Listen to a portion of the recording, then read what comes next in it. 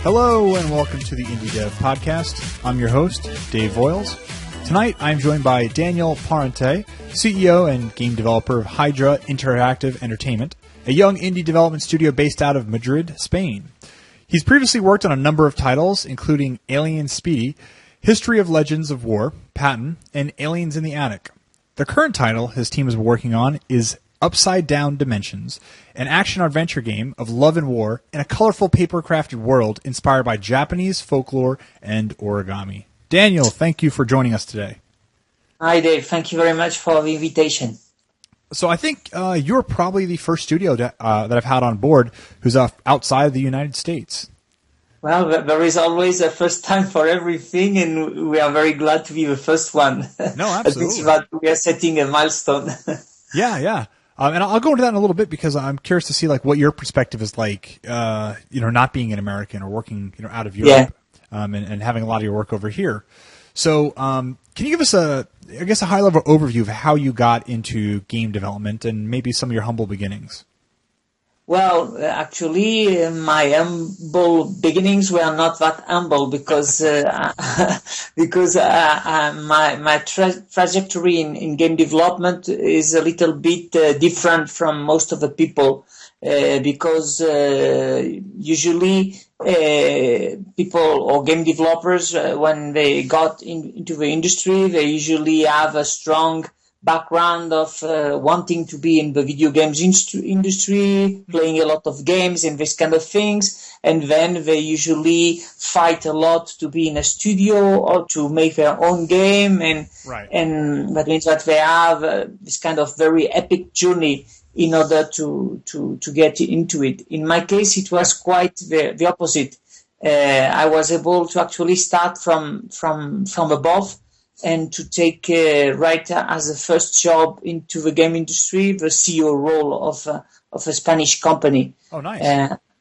Well, not because there's always a catch. There's a catch because the games industry is very difficult, and that means that to take this kind of responsibility without knowing the industry is actually very, very challenging because it requires a lot from you, not only from a management point of view, because there is a lot of different aspects of the games industry that is different to other industries from a point of view of funding, of controlling costs, teams, and this kind of things, but also because the games industry is always shifting in the way it operates and the way you sell a game, or in a way you promote or you do the marketing for your game. So that means that I had what you could say a crash course in games industry, which means that I had to speed up my learning process in order to be up to the role that I had. So that means that I had to suffer a lot because I had to actually get quite fast in a lot of different subjects in order to be able to fulfill to the expectations that I had for the role and that other people also had from me in the company. Yeah, I mean, you're right. Gaming is a very different animal from most other industries, largely because it combines so many other industries, right? You have media and entertainment, right? Because essentially, often what we're doing is releasing, right, entertainment products. But also, we fall into the tech sector, right, which is its own, unique world too. So when you start combining these two, especially in a place that moves as quickly as gaming does, it can often be a recipe for disaster or great success. Yeah. So you can say that it's almost you almost have all the ingredients to create the perfect storm. Yes. Because you have also a lot of egos with a lot of people that are creative and that think that they are better than the other ones and Yeah. that their ideas are better than the other ones. And in the end, it's quite a challenge to be able to cope with all that requirements from a different set of views and parameters. So to manage a game studio is something that actually makes a lot of difference than to manage a lot of different companies or different kind of other projects. Yep.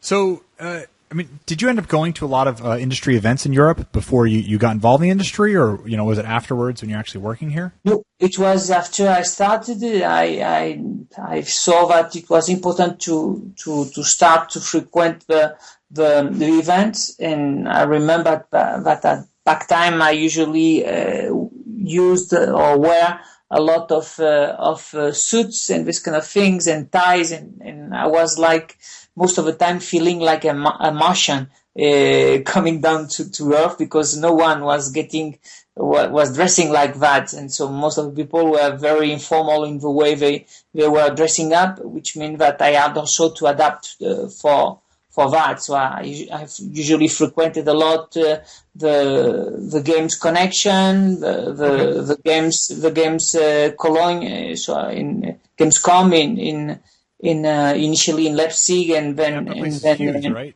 Yeah, huge. And then also I went to events in the UK and also to the GDCs in San Francisco. Oh, okay. So you've been up to the States then. Yeah. Because you need to know the industry quite well in all the different territories where you are trying to set up the process to put your game on. Because if not, you will not be able to know all the publishers. At least back then, when you still had publishers. So now it's different, because there are not that amount of publishers as we had a couple of years ago, because the economic downturn from the last years made it very difficult to fund and for them to get funded as well. So that means that a lot of publishers went out of business. And since now the ruling seems to be self-publishing and freemium models, so that means that publishers are different. They are little by little making a comeback, so that means that you are starting again to see a lot of new indie publishers starting to get some strength. Exactly, and a lot of them across Europe as well, and so that means that it's a good sign, because in the end, in my case and in my opinion, I think that there is definitively a place for the publishers, because for a studio to try to handle with everything once a year or once each 2 years, it's impossible, because most of the contacts will shift. You will not be able to keep up with maintaining a relationship with the media or with a PR expert and this kind of things, while publishers are always doing that. So it means that they have the possibility to keep that momentum going, and it's much easier for them than it is for a studio. Yeah, I mean, it's like a full-time job, handling a lot of the publishing model. And you're right, as much as people want to say, oh, publishers are dying and going away, it may just be largely that the landscape is shifting, right?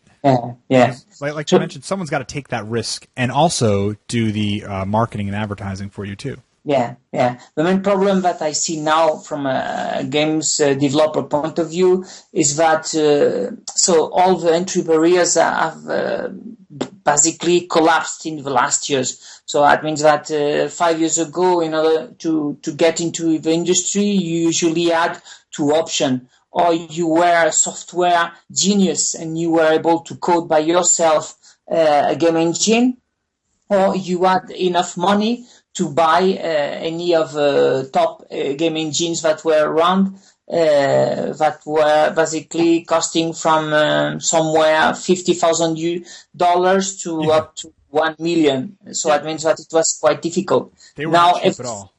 Exactly. Now everything is for free. That means that everyone can do a game, even a lot of time based on tutorials, and upload them to the store, which means that the main problem is discoverability. It's very difficult to get your game noticed. And then the other main problem that I see, and I don't think that the industry will be able to sustain this model, that is everything for free. Yeah, that's means that the consumer wants the game for free, the publisher or the portals wants the game for free, and in the end, the developer needs to do the game for free and hope that the game will be a success in order to actually try to make some money out of it, enough to make the next game, which is very difficult. And I think that it's a very, very strange model, because in the other side of equation, you see that most of the freemium model is controlled by only a couple of companies that are controlling all the market, which means that it's quite difficult to be there at this moment, and so you need to be able to back or to try all the possible models of alternative funding, of alternate publishing, in order to be able to find the right track to put your game in the market in the situation you want it to be, and in the size and quality you want it to be. The reason why we tried Kickstarter as well for our game. Yeah, no, definitely. So can you give us some of your learning experiences from doing a Kickstarter? Like, looking back now from your Kickstarter, like, what would you have changed, or what have you learned since then? Well, I've learned a lot.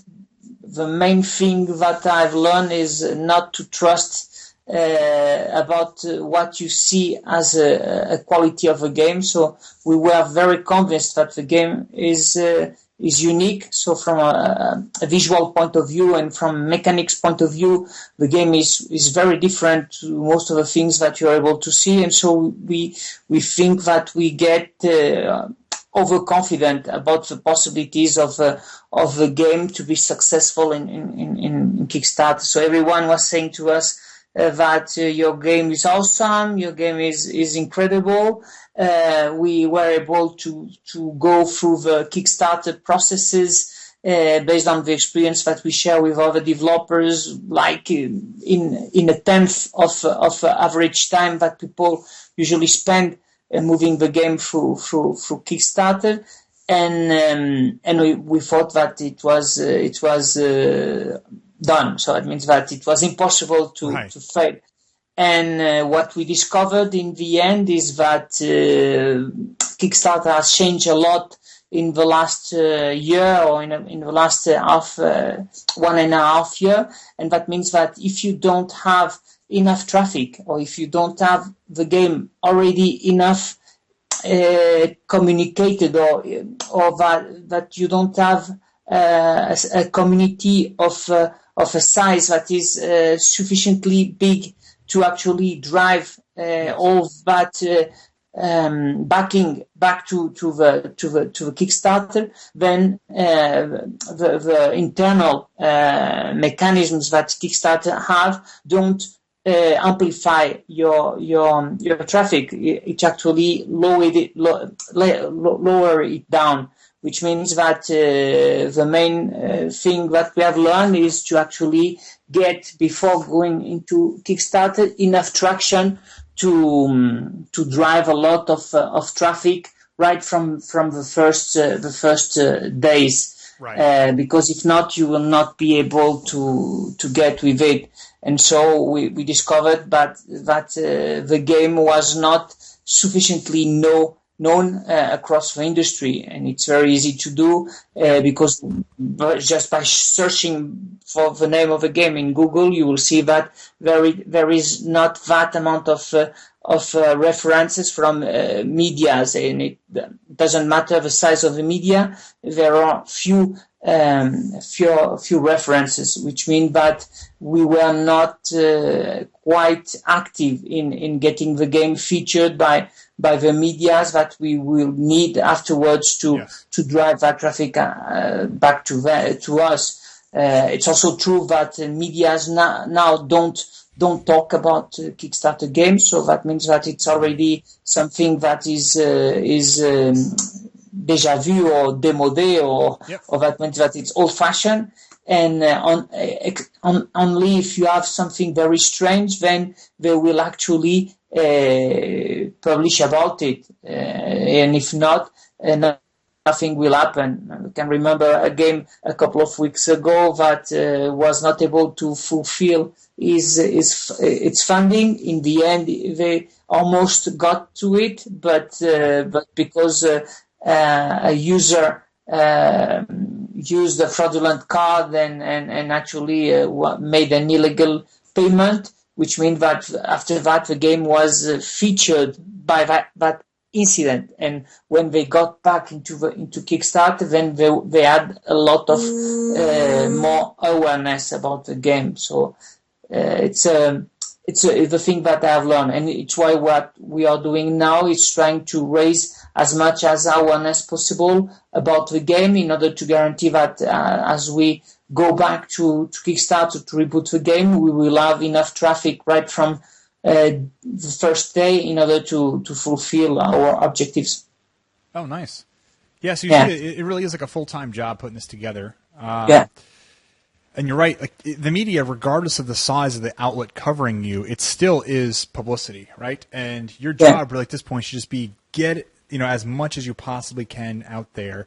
And that'll all continue to link back to you and your work, right? Yeah, but you need to keep, I think that you need to give them, to the media, enough information about the game, to want them to talk about your game, but then you need to point that news back to a newsletter that you maintain in order to get the contact for the players interested in your game, in order to say to them when you are thinking in going to Kickstarter, and then move them through your site or through your mailing list back to Kickstarter in order to transform them in backers for the game. Because if not, it will not work, because the media usually talk about your game over a long period of time, and players only read once about it. The other failure that we had about Kickstarter, I think, is that we were not sufficiently transparent on what on the information about the game. We were not clear that it's a multi-platform game, so that means that it's not a PC game or a Mac game. It's a multi-platform game that will be available on Xbox One, on PS4, on Nintendo Wii U and PC, Linux, Mac. And so I think that people were a little bit confused about it. And when we saw that people were getting confused about what you are trying to do, we also became confused, and we didn't share a lot of information that we had about characters, about mechanics of the game, and this kind of things. And so that means that in the end, it was like a vicious loop where we were not able to get out of it. So I think that now we have learned about it, and I think that next time it will be more successful. Yeah. No, so it sounds like you have quite a bit of it figured out at this point. Well, we try, but I just hope that it will not change again. Because if you have been here in the industry as well for a couple of years, you will know probably that 3-4 years ago you actually didn't publish anything about your game. So not even a screenshot without having an authorization or an approval from the publisher. And now it seems like you almost need to to publish even the drawings that you do on a napkin in order to actually engage people on the social networks. Yeah, no, it's a lot of work. Yeah, and that's the thing. Like, a lot of us just want to be game developers, right? You just want to program or create code or put something together. But yeah, you're right. Like, the second half of it is the marketing and the promotion of the title you're working on. And the management. So it means that to fund a studio and to keep it running is actually a huge task as well, because most of traditional funding agents don't understand video games, and the feeling that they have about games is that it's a very risky business, and so they try to concentrate on what they see can be successful. Until now, it was most of it freemium games, but as the freemium bubble seems to be wearing slowly apart, they are now focusing, I think, on virtual reality and other kind of games and applications that can be driven from the video game technology. Yep, no, definitely, and you're right. It's people, I think, are getting frustrated with freemium at some point too. I mean, you get tired of being nickel and dime to death, right? You just want to literally pay for a game and start playing.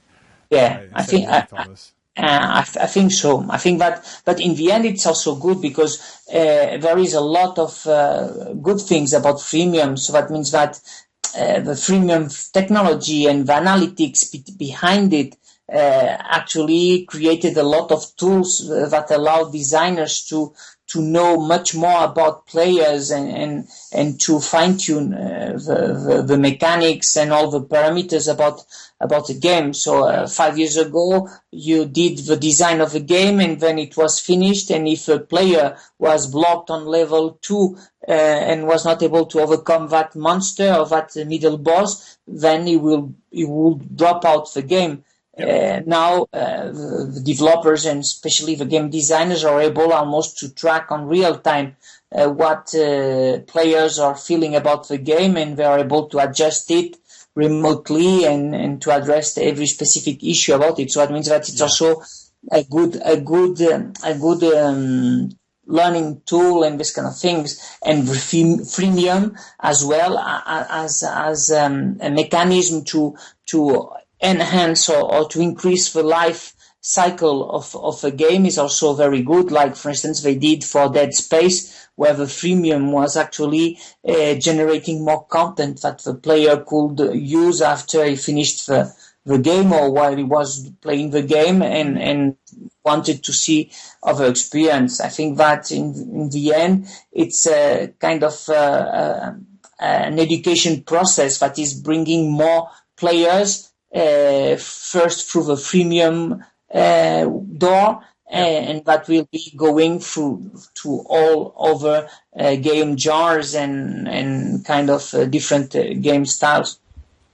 Awesome. So, I mean, I want to talk a bit about the game now because it has a very distinct art style that immediately grabbed my eye, and that largely is based on the paper-crafted world and the origami. So, can you go a bit into the technology you're using? So, perhaps the engine or framework you're using for the game, as well as how you start to put a lot of this art together. I mean, is it paper-crafted, or and then you're scanning it, or are you actually creating models and applying textures to it? A little bit of both, but in a different approach. So the technology that we are using is Unity. We started with Unity 4, and now we are moving to Unity 5 in order to take advantage of lighting and the visual effects that it improves. And the game mainly is designed in a different way. So what we do when we start to think about new props or new characters for the game is first we try to make them as cool as possible without thinking in terms of paper. So that means, for instance, if I choose a monster or I choose an enemy right from the Japanese mythology, first we will try to concept it in a way without thinking of paper. So just trying to get the main guidelines for the character in a way that you see that it's a cool character. Once we have made a drawing, a concept art that we like from a real point of view, so it means that you can see that he has his nose, his cheekbones, his arms in a regular way. We then deconstruct the character and we start to think in terms of paper, in trying to understand how each element of the anatomy of that character would be able to be transformed into an origami or into a papercraft. That means that we need to deconstruct all the lines in order to create the sample parts that will after that be wrapped and be folded in order to generate then the character as a paper crafted look and feel. And we do that for all the elements. And then once we have the basic construction, then we start to think about the textures and about the materials that we will be using in order to give that paper feeling without looking like a low poly model. So that means we try to balance both because we want it to really feel like paper, but we don't want it to be confused with a low poly, low quality element for the game. And we think that we have been able to do so, and a lot of people have been saying to us that the game has probably some of the most awesome paper craft elements that they have seen, and we are being compared a lot with Tearaway. Tearaway on Vita. Yeah, because our characters have more definition and have a more a different aspect, and which people, at least in our point of view, are saying that they prefer ours, but it's a question of taste.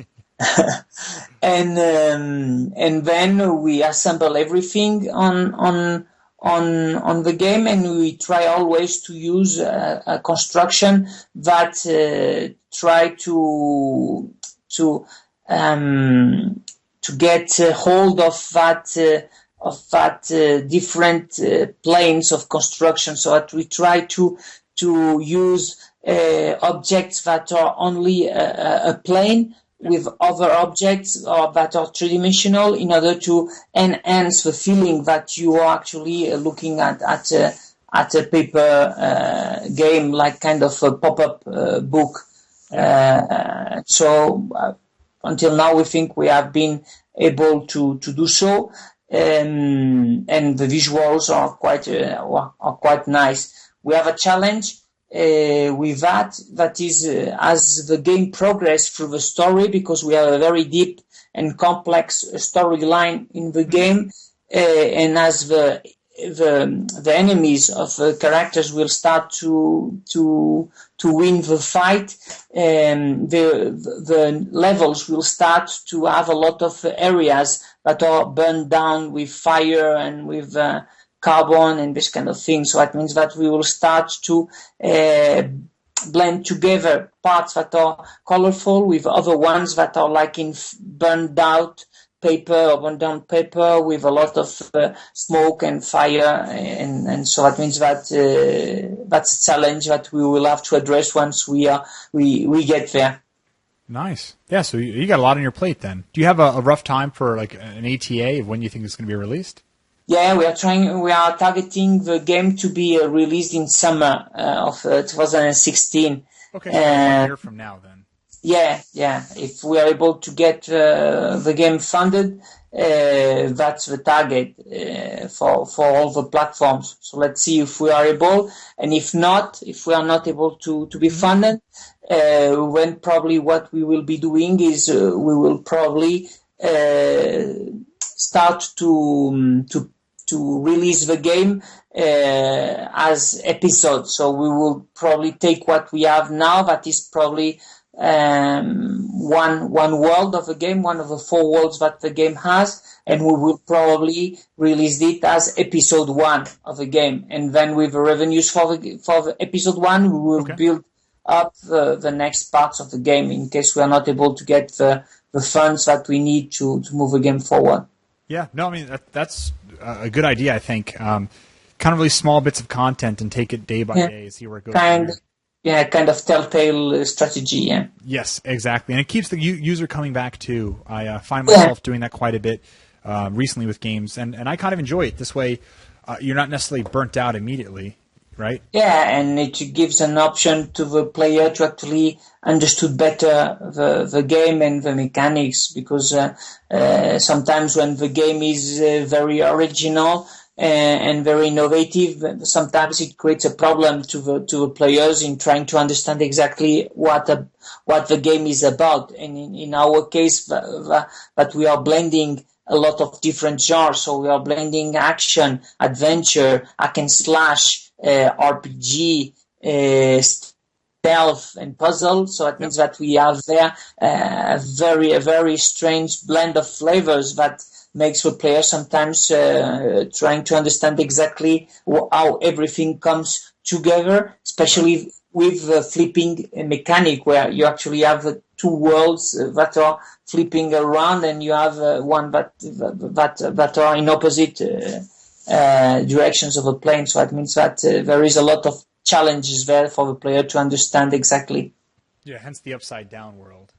Exactly, because one is up and the other one is down, and everything is connected. So when we design a level, we need to design both worlds at the same time, because what's go up in one world goes down in the other one. Right. So that means that it's actually a complementary approach to the designs. And there's so the boxes that communicates the worlds, and that allows them to coordinate actions and possibilities of moving up. For instance, a wall that is too high for them to jump, or that is too deep to fall on. From. So it means that you need to blend or to take in consideration also that dimensions of the game with the boxes. All right. Hey, so we're wrapping up here, coming on full circle. So the way I always wrap up these podcasts is I'm going to ask you a question that the last person who'd been on the podcast, in this case was Michael Hicks. It asked a question, so I want you to answer that.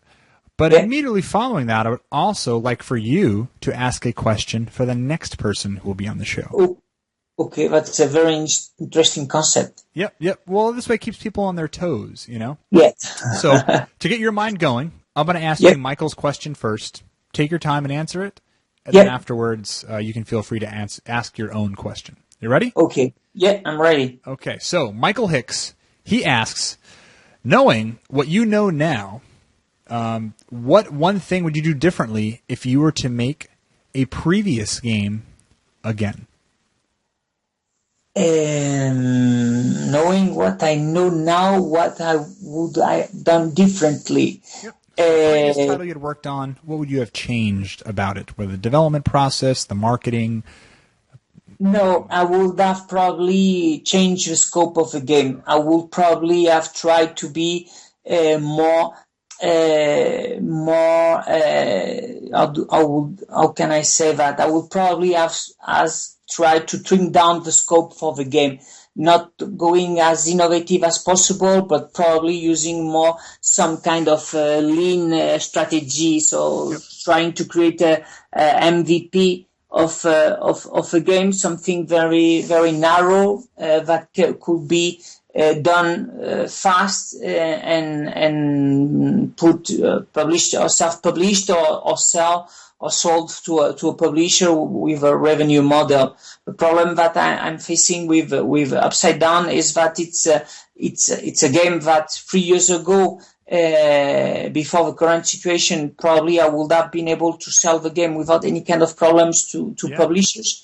But now it's a game that is like different from all the rest, and most of the publishers don't have the funds or the will to take this kind of risks in this kind of games. So what I would have done is basically a different game, much more small in scope and much more focused in a couple of mechanics.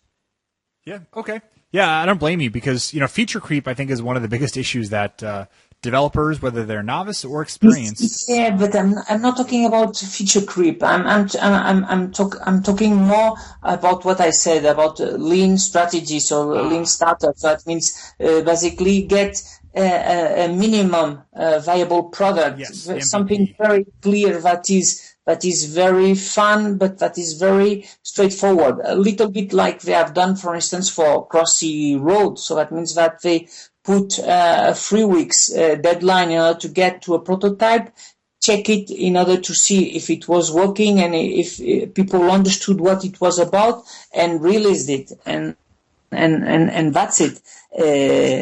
I think that the market needs that at this moment, because the problem that you have is that you cannot spend in the current situation 1 year developing a game and then face the situation where you actually blocked in going forward, and where to fund the game or where to publish the game and this kind of things. It's too big to be self-published. Mm-hmm. And at the same time, it's different in a way that you are not able to trim down, to reduce it, because with Upside Down, it is difficult to make a feature creep, because everything is so integrated and is so used to balance the game that anything that I would cut down from the game will immediately make all the mechanics fall apart, and it will not work. So that's what I would have done. All right, very smart idea. So, do you have a question for the next developer who will be on the show? A next developer question. It can be a question of any kind. So that means can be business, technology. Absolutely. Well, I have a question. Okay. So most of the people say currently that future is only mobile, and that in